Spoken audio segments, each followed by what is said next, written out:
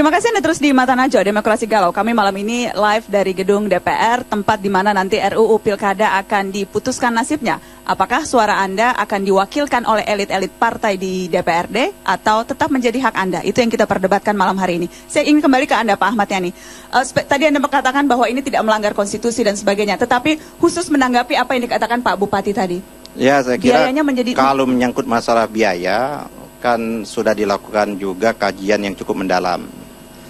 Kementerian Dalam Negeri juga bersama-sama dengan Mahkamah Konstitusi pada waktu itu KPU dan Bawaslu menghasilkan buku bahwa biaya yang diakibatkan pemilu kada langsung ini cukup besar. Jauh lebih besar, itu ada bukunya dan itu merupakan kajian. Satu. Yang kedua adalah disertasi. Kita kan harus bicara fakta ilmiah. Disertasi yang saya baca adalah tulisannya Ridwan Mukti, ya, dari salah satu bupati di Musyarawat juga menyatakan hal seperti itu. Bahwa lebih mahal? Jauh lebih mahal pemilihan melalui langsung itu. Yang ketiga adalah disertasi, kalau tidak salah disertasinya Pak Gamawan Fauzi juga kali. Pak Gamawan dokter, jadi kalau tidak salah saya ada lagi disertasi seperti itu. Nah, kalau seperti itu sebuah sudah kajian ya berdasarkan fakta-fakta. Tapi pengalaman Pak Bupati yang kan ini kan pengalaman satu orang dua orang. Boleh didekatkan mic-nya, Pak? Itu kan pengalaman satu dua orang. Kalau hasil disertasi itu kan kajian ya yang menyampaikan dari sebuah. Kalau dia Anda tidak meragukan pengalaman Pak Bupati? Tidak meragukan. Itu pengalaman empirik yang dia lakukan ya. Mungkin dia tidak bisa digeneralisir dilakukan oleh semua orang. Di daerah saya seorang mau jadi bupati itu dia mengeluarkan uang lebih dari 50 miliar, ya kan? Lebih 50. Saya ini termasuk salah satu tim suksesnya pada waktu itu. 50 miliar lebih itu. Itu kabupatennya agak relatif besar ya. Kabupaten yang agak relatif lebih kecil lebih dari 50 miliar juga. Tapi saya ingin tidak hal yang seperti itu. Nah, tapi saya perlu juga koreksi sedikit atau memberikan konfirmasi dengan Pak Bupati bahwa yang tadi masalah dia pernah dicalonkan ini kan menyangkut masalah citra partai saya juga, seolah P3 meminta uang pada waktu itu. Tapi alhamdulillah saya mendengar itu melalui perantara. Melalui percaloan. Ini kan percaloan ini bahaya kan, tidak langsung kepada pengurus P3 ya, Pak ya. Perantara. Nah, perantara ini memang calo di mana-mana, Pak. Jangankan di partai, di stasiun bis saja banyak calo, hati-hati kita.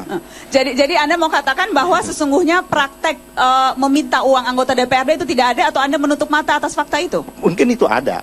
Itulah yang akan bisa kita minimalisir. Saya ingin kembali lagi, yang pertama adalah di konstitusi kita. Nah, untuk rezim pemilihan ini kan ada dua sesungguhnya diatur. Kalau Pilpres memang diatur secara jelas ya kan. Pilpres itu diatur jelas oleh Undang-Undang Dasar kita di pasal 6A itu. Menyebutkan pemilihan presiden secara langsung. Rezim pemerintahan daerah ini sesungguhnya kalau kita membicarakan ini ada rezimnya termasuk rezim pasal 18. Itu masuk di dalam Undang-Undang Dasar, ada rezimnya sistem pemerintahan daerah. Di sana ada tata cara pemilihan disebutkan di pasal itu. Pemilihan kepala daerah itu baik bupati, gubernur, bupati, dan wali kota dipilih secara demokratis. Tidak ada kata yang disebut dengan yang namanya adalah langsung. Kalau kita lihat apa maksud demokratis pada kata disebut, harus kita buka original contents-nya atau original intent-nya dalam perubahan-perubahan Undang Dasar pada waktu itu. Memang terjadi perdebatan pada waktu Pannings Padder kita jilid kedua merumuskan kata demokratis itu. Memang disebutkan kenapa dipilih kata demokratis itu, ini juga untuk mencirikan keanekaragaman. Bisa dia dipilih langsung, bisa juga dia tidak dipilih langsung. Pertanyaan saya, apakah berani kita mengatakan pemilihan presiden, pemilihan kepala daerah, yaitu sultan. Sultan itu kan tidak dipilih, ditunjuk dia. Dia ditunjuk langsung, dia angkat langsung, tidak melalui proses pemilihan. Apa berani kita mengatakan itu tidak demokratis? Ya kan, itu demokrasi, itu merupakan suasana kebatinan masyarakat yang ada di Jogja. Kita balik lagi, wali kota Jakarta Utara, wali kota Jakarta Timur, wali kota Jakarta Selatan, wali kota Jakarta, tidak pernah itu dipilih. Ya kan, siapa bilang nggak ada rakyat Jakarta Timur? Saya ini rakyat Jakarta Timur. Nggak ada satu rakyat Jakarta Timur protes, ya kan? Tetap aja dia ditunjuk itu, ya kan? Kalau urusan seperti, oleh karena itu menurut saya sesungguhnya tema kita ini adalah tema bukan demokrasi itu langsung atau tidak langsung. Kalau memilih tidak langsung, tidak demokratis, tidak langsung, menurut saya bukan di situ isunya. Oke, saya ingin lempar ke Pak Bupati, tanggapan Anda soal itu. Ya, jadi bisa berargumentasi mengenai definisi operasional dan demokrasi. Tetapi ketika sudah menyerahkan kepada rakyat kedaulatannya, kenapa harus kita setback lagi? Kenapa kita harus mundurkan? Kemudian kaitan dengan masalah uang tadi, saya melihat bukan dari sisi uangnya, tetapi kesiapan partai politik karena tidak mampu melaksanakan fungsinya dengan baik, maka dia tidak bisa menciptakan kader, merekrut kader dengan baik. Ketika fungsi partai politik, fungsi komunikasi politik, fungsi pendidikan politik dan fungsi rekrutmen kader bisa berjalan, saya kira akan terekrut orang-orang yang betul-betul dicintai dan disukai oleh rakyat. Yang tidak perlu mengeluarkan 50 miliar. Dan tidak perlu mengeluarkan.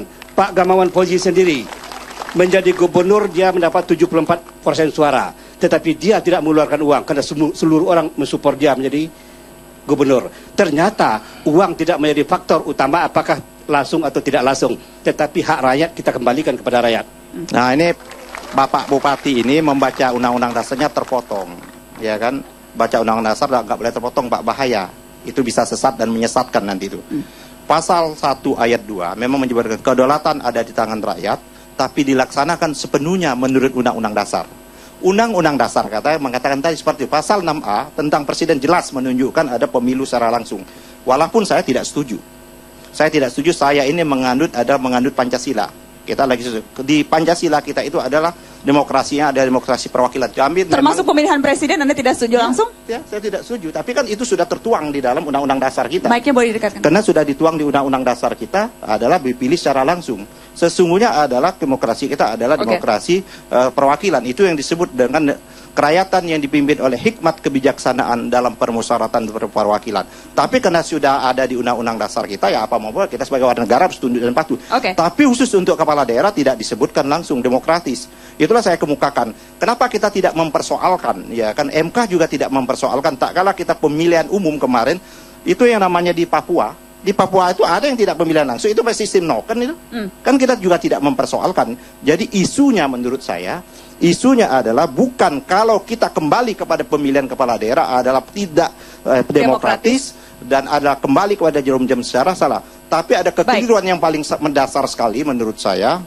Kalau pemilihan kepala daerah langsung, sebut aja pemilihan kepala daerah langsung. Tapi tak kalah mencantumkan pemilu kada, ya pemilihan umum kepala daerah, menurut saya itu kesalahan juga terhadap konstitusi, pelanggaran terhadap konstitusi. Karena konstitusi kita jelas. Kita kemudian dibikin juga oleh para politisi-politisi yang ketika itu duduk di MPR, teman-teman Anda juga, Pak Ahmad Yani. Pak Ahmad Yani, saya ingin kita membahas soal bagaimana besarnya respon publik atas argumentasi yang kemudian dimiliki oleh kedua belah pihak. Ada satu survei, kita akan tunjukkan surveinya. Survei yang dilakukan oleh LSI yang menanyakan apakah mereka setuju kembali ke DPRD atau setuju langsung. 80,21% mengatakan setuju pemilu kada langsung. Dan hanya sekitar 10% yang setuju pemilu kada kembali ke DPRD. Kalau Anda mewakili rakyat dan kemudian... Saya ingin tanya dulu juga, ini LSI yang mana, ya kan? Yang melakukan survei ini. LSI itu ada dua, ya kan? LSI yang Anda pertama, meragukan kredibilitas membuat survei. Dia juga mengatakan dulu pada waktu sebelum pemilu itu, mereka mengatakan mati semua partai-partai Islam ini, ya kan? P3 itu tidak lolos parliamentary threshold. Jadi Anda tidak percaya terus rakyat, yang namanya juga baik, Pak Ahmad Yani, Anda tidak percaya rakyat bukan rakyat, survei yang menyatakan 80% itu saya tahu itu jadi ini hanya karang-karangan saja menurut Anda? Lembaga survei yang menyatakan ini juga yang menyatakan salah satu kandidat pada waktu ini surveinya menaik terus. Ini yang melakukan ini kandidat ini menyatakan. Selain survei ada juga petisi online yang sampai puluhan ribu, 50.000 petisi online meminta agar pemilu kada langsung. Ya 50.000, rakyat Indonesia kan 200 juta. Jadi lagi-lagi bukan ukuran. Ya bukan ukuran. Demo-demo, suara-suara warga dan sebagainya. Kalau demo kita agak susah mengklasifikasikan demo sekarang ini apa original demo atau tidak seperti itu. Ya kan? Bisa cek aja demo itu apa betul original atau tidak. Atau tanyakan yang mau mereka demo. Demo itu mereka paham atau tidak apa yang mereka akan demo. Ya kami nggak paham, kami diajak demo, kami dikasih uang. Jadi ini. Anda tidak percaya dengan suara-suara yang menolak? Anda ini mendengarkan suara siapa jadi Pak Ahmad Saya ini? percaya ada yang menolak. Ya saya percaya ada yang menolak, ada yang menerima. Tapi yang tidak boleh klaim itu kalau yang mengatakan pemilihan kepala daerah itu masuk perwakilan adalah anti demokrasi, itu yang saya tentang. Ya tapi kalau yang menyatakan pemilihan langsung itu seolah-olah itu dia yang paling langsung, yang paling luar biasa.